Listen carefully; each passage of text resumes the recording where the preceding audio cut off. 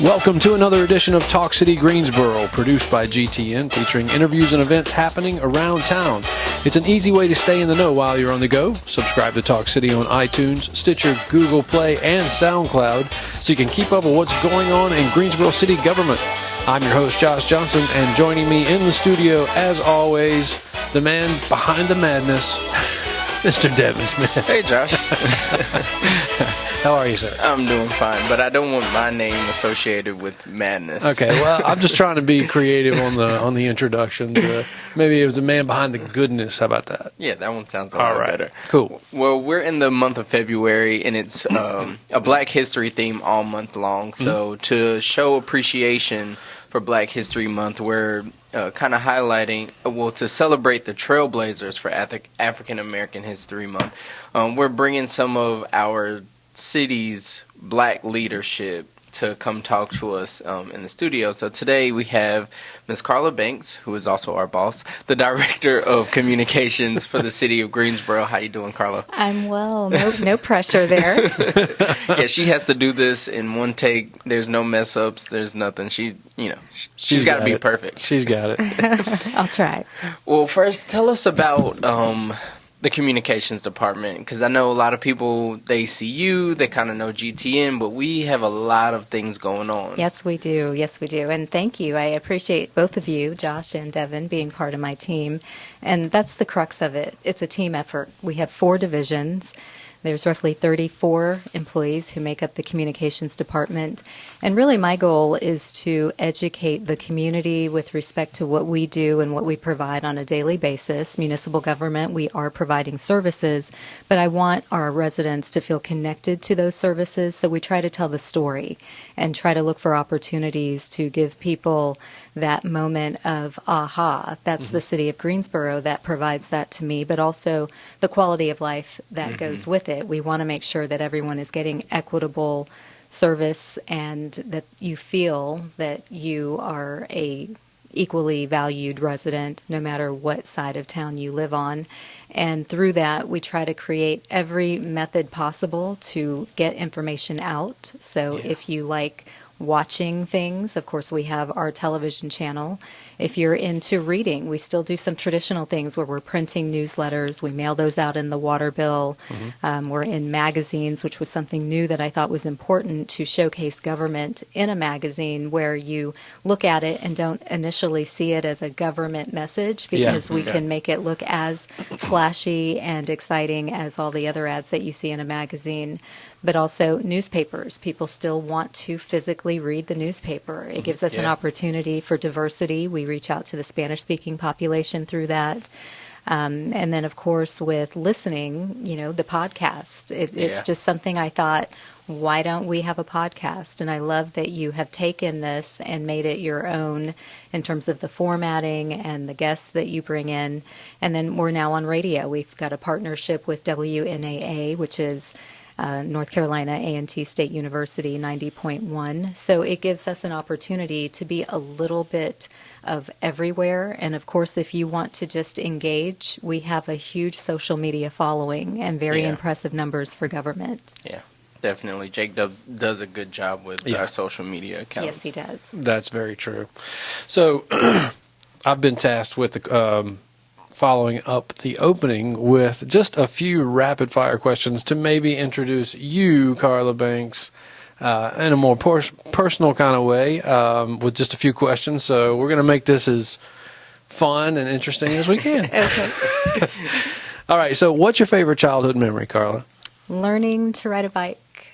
Okay. That's got to be an interesting story. It didn't go well. Okay, wait, haven't I heard a skateboard story? Yeah, that didn't go well either.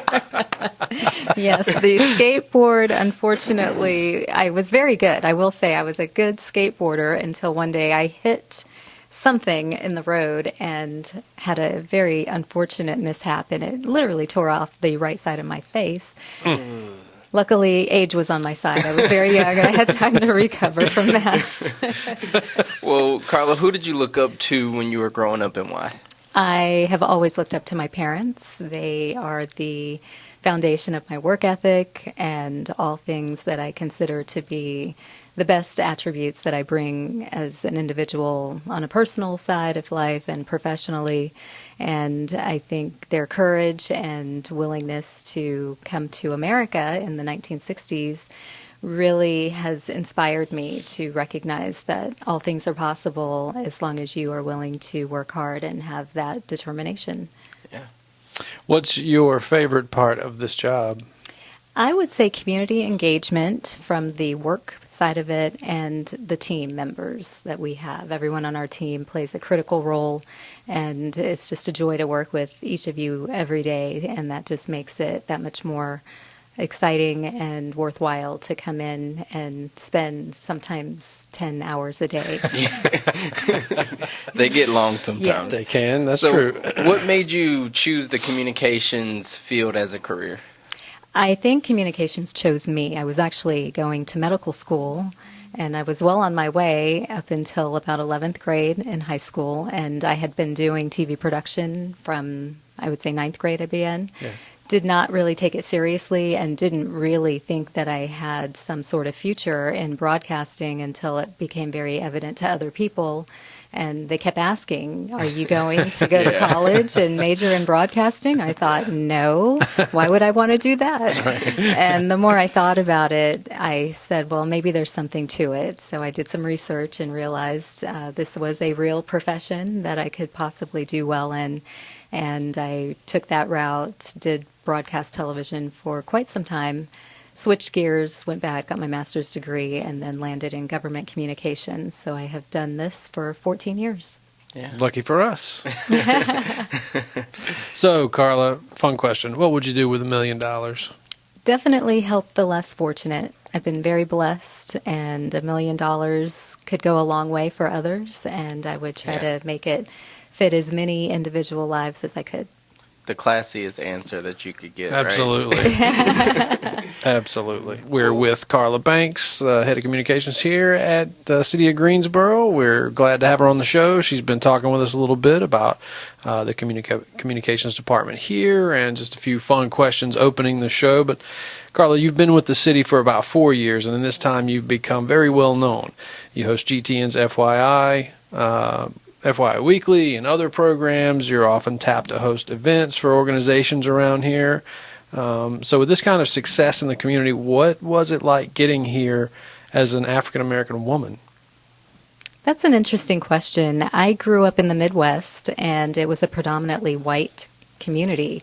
So I was aware, of course, of my ethnicity, but for some reason it has not been a hindrance, and I've not modeled my life in a way where I'm looking through the lens of black or white. Mm-hmm. I feel that when you come to the table with the qualifications to do any job, that's what should matter, and that's what really is what I focus on, to do the best job that I can do each and every day, and to make it clear that I was an applicant who should have been selected, who should be part of the process. When you're in the finals, it can be very nerve-wracking, but I always lead with the skills and the experience and what I know I will ultimately bring to the position, and let the color factor be someone else's issue, but not mine. Yeah, I do take it seriously, knowing that some people are observing you because you are in that role of diversity and having the responsibility to represent. So I always try to make sure that I'm representing the community well, but as a whole. Yeah.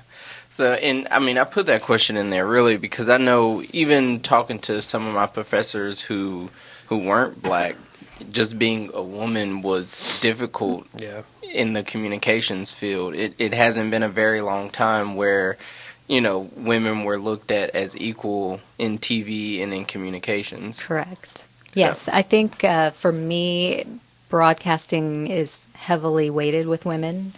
So it was really more about the competition. It's very competitive, and you have to, again, stay the course, keep focused on the work, and not be, you know, derailed by the competitive nature that other people bring.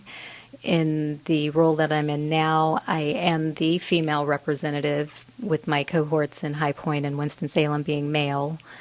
So I like to think that in that respect, I'm representing the female population.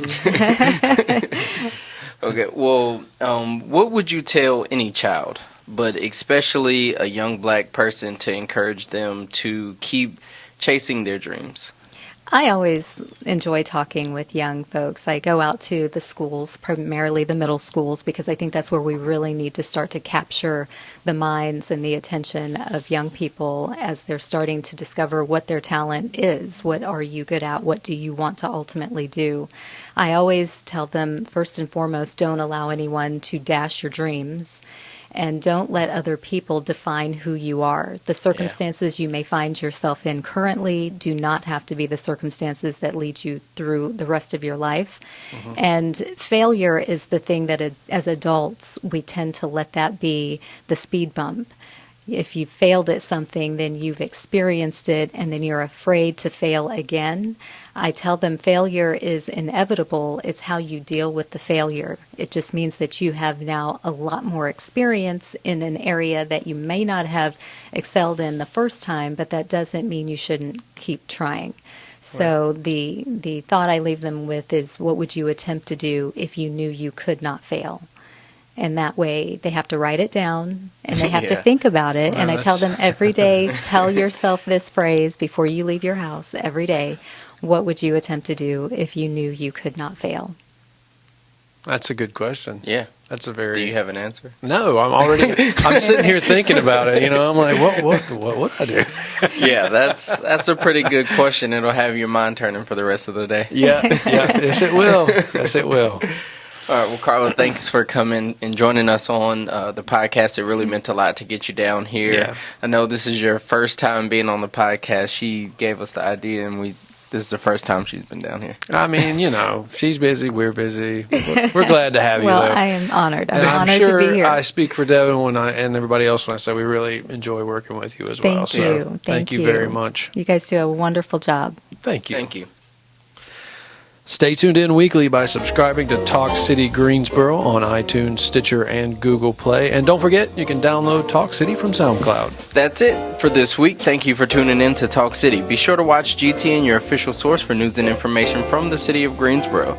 GTN is available on Spectrum Channel 13, AT&T U-verse Channel 99, and North State Channel 31. GTN also streams live on the city's website at greensboro-nc.gov. And we are now also on Roku, so check us out.